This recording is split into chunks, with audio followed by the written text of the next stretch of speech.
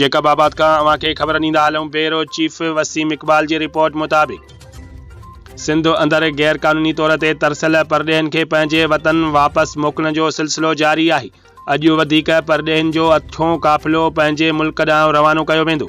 सख़्त निगरानी हेठि 105 माण्हुनि ते मुश्तमिल परॾेहनि जो अठों काफ़िलो अॼु सुबुह जो 9:15 बजे कराची खां जेकबाबाद पहुची वियो आहे, जंहिंमें 29 मर्द, 21 औरतूं ऐं 55 ॿार शामिल आहिनि। ज़िलई इंतज़ामिया जेकबाबाद पारां क़ाइमु कयल होल्डिंग पॉइंट ते पहुतल समूरनि परॾेहनि खे सुबुह जो नाश्तो ॾिनो वियो ऐं मेडिकल चेकअप करे खेनि घुर्बल दवाऊं ॾिनियूं पियूं वञनि, जॾहिं त नंढनि ॿारनि खे पोलियो जा फुड़ा पिणु पीआरिया पिया वञनि।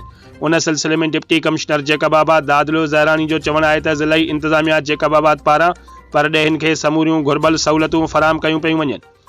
अॼु ही 105 माण्हुनि ते मुश्तमिल परॾेहनि जो अठों काफ़िलो होल्डिंग पॉइंट ते पहुतो आहे, जेको बलोचिस्तान हुकूमत जी इजाज़त खां पोइ सख़्त सिक्योरिटी जी निगरानीअ में चमन बॉर्डर ज़रिए पंहिंजे मुल्क ॾांहुं रवानो कयो वेंदो।